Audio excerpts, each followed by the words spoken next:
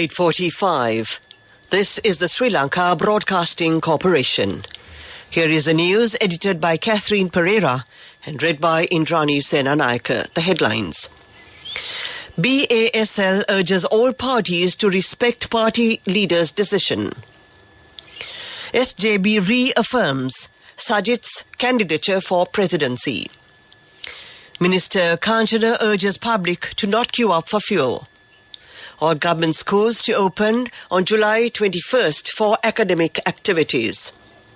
Navy renders assistance to extinguish fire in Hunupitiya Wattala. In foreign news, Pacific Islands urge unity in face of China ambition. The Bar Association of Sri Lanka yesterday requested all parties to respect the decision taken at the party leaders' meeting on the 9th of July and to act in an expeditious manner in order to restore public confidence in the legal and constitutional mechanisms of Sri Lanka. In a statement, the BASL stated that it is up to the Parliament to elect a successor to the post of presidency without delay in terms of the Constitution and the Presidential Elections Special Provisions Act No. 2 of 1981. The BASL maintained that the date fixed for this election, namely the 20th of July 2022, can remain unchanged despite delays in the formal resignation of President Gotabaya Rajapaksa since Parliament was convened today. Parliamentarians of the main opposition Samagi Jana Balavegya and the Samagi Jana Sandhanaya met today under the leadership of opposition leader Sajid Premadasa for a further discussion on the vacant position of the president. The SJB leader had earlier announced that he also plans to join the race for the presidency. His candidature was unanimously adopted by the parliamentary group of the two parties. Accordingly, the adoption of the candidacy of the opposition leader was reaffirmed at today's meeting. Several rounds of discussions are scheduled to be held within the day with other political parties representing the opposition. Minister Kanchana Wijesekara says that although fuel was issued for common transportation, in future, the issuing of fuel for personal use will be limited. The process of the categorization of filling stations was unsuccessful. There will be no shortage of fuel and essential services in the country in future when successful ongoing discussions with the IMF and other financial institutions are completed. He made these remarks at a media briefing held at the Information Department this morning. This news comes to you from the Sri Lanka Broadcasting Corporation. We continue with local news. Minister of Power and Energy Kanchana Wijesekara says, despite the arrival of fuel shipments, the distribution of fuel will begin only after the fuel pass system is implemented. Accordingly, the members of the public are urged to not wait in queues at Ceylon Petroleum Corporation CPETCO filling stations. Earlier today, the Power and Energy Minister, along with the Information and Communication Technology Agency, ICTA, launched the website calling for registrations for the National Fuel Pass. This initiative is expected to ease long queues at filling stations, and it also allows the general public to purchase a guaranteed quota of fuel per week for their personal vehicles. However, only registrations are available from today, as the date of commencement of the fuel pass system is expected to be announced in due time once the registration process is completed. Sri Lanka's Ministry of Education has announced that all government and government-approved private schools will reopen from the 21st of this month. Accordingly, the schools have been given holidays from the 18th to the 20th. The decision was taken at a Zoom meeting held at the Ministry of Education yesterday with the participation of Secretary to the Ministry of Education, M.N. Ranasinghe, additional secretaries of the Ministry of Education, directors of education, national schools, provincial education secretaries and provincial directors. The Ministry of Education stated that this decision was taken considering the current fuel problem and transportation difficulties.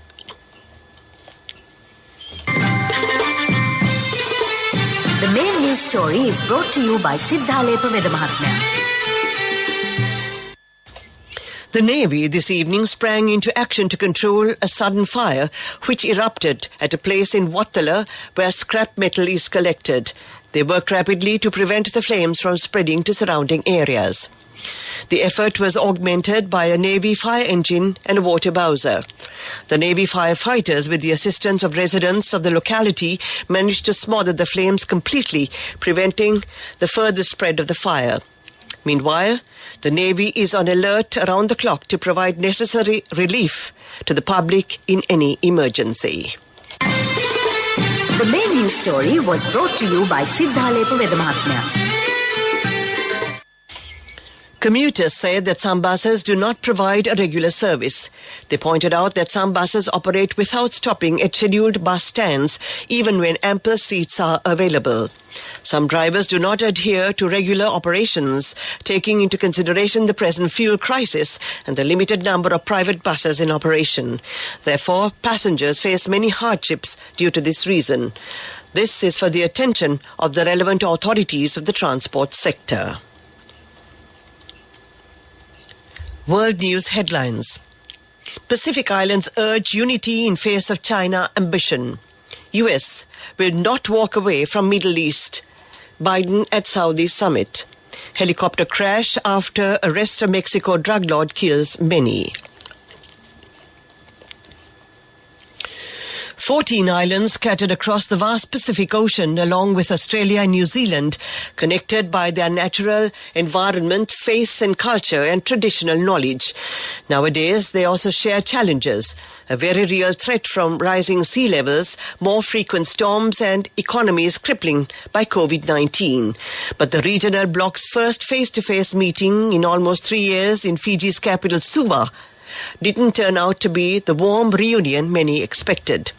A day before the event began, Kiribati, one of the most isolated islands in the world, made a surprise announcement that it wouldn't attend the summit and quit the bloc altogether. US President Joe Biden is using a summit of Arab nations to lay out his strategy for the Middle East as he closes the final leg of a 4-day trip meant to bolster ties in the region. At the summit that began in Saudi Arabia's Red Sea city of Jeddah today, Biden said the United States will not walk away from the Middle East. Leaders of 6 countries of the Gulf Cooperation Council, GCC, Saudi Arabia, Qatar, Bahrain, Kuwait, Oman and the United Arab Emirates, plus Jordan, Egypt and Iraq, are holding talks on regional security and bilateral relations with the United States at the summit. 14 passengers have died in the crash of a Navy Black Hawk helicopter in Mexico following the arrest of drug lord Rafael Caro Quintero.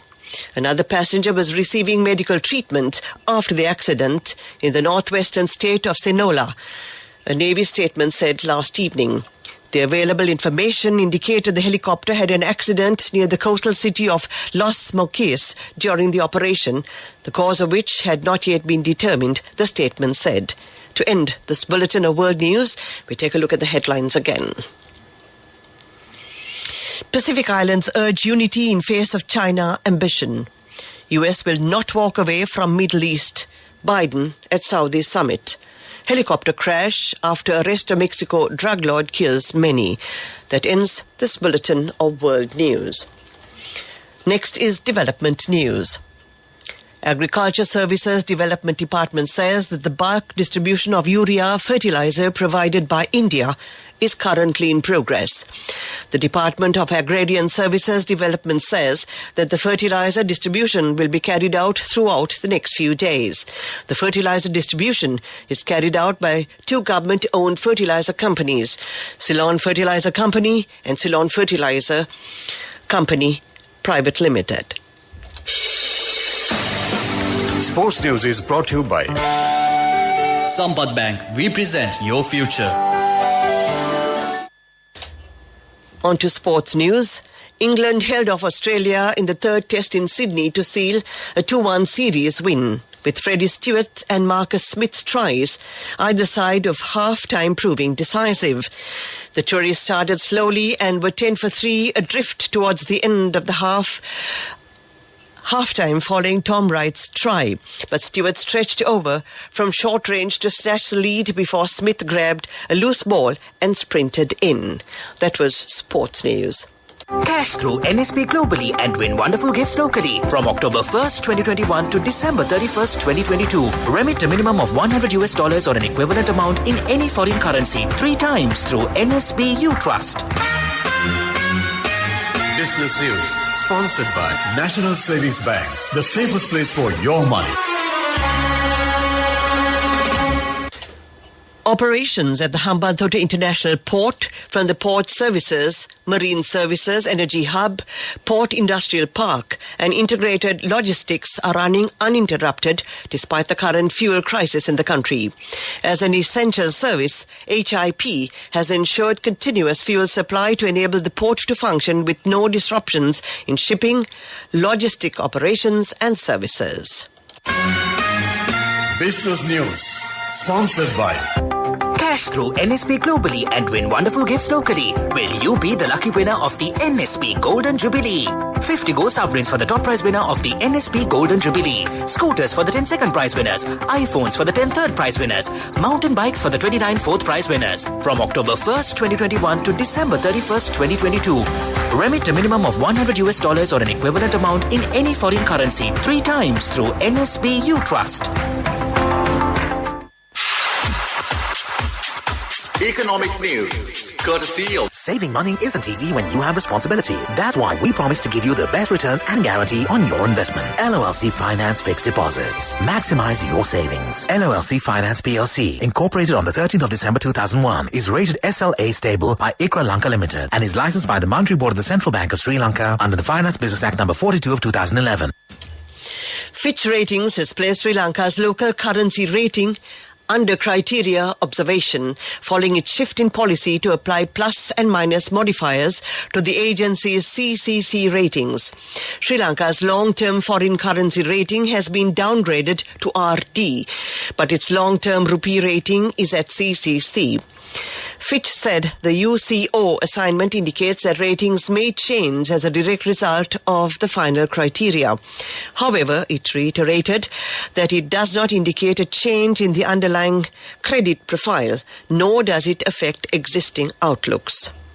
LOLC Finance is taking the power of innovation to the next level, winning 5 golds at the Technovation Awards 2022, leading the digital revolution with cutting-edge interbanking digital payments. LOLC Finance claims the overall gold award, whilst also claiming an extraordinary victory in digital banking. LOLC Finance will continue to innovate with the next generation digitalization of financial services, delivering a superior customer experience. And finally, a look at the weather report. The Met Department says that several spells of showers will occur in the western, Sabaragamuwa and northwestern provinces and in the Nuwara Eliya, Kandy, Galle and Matara districts. Showers or thunder showers may occur at a few places in the Uva and eastern provinces during the afternoon or at night. Strong winds, about 40 kilometers per hour, can be expected at times on the western slopes of the Central Hills. To end tonight's news broadcast, we take a look at the headlines again. PASL urges all parties to respect party leaders' decision. SJB reaffirms Sajid's candidature for presidency. Minister Kanchana urges public to not queue up for fuel. All government schools to open on July 21st for academic activities. Navy renders assistance to extinguish fire in Hunupiti, Wattala. In foreign news, Pacific Islands urge unity in face of China ambition. That ends tonight's news broadcast.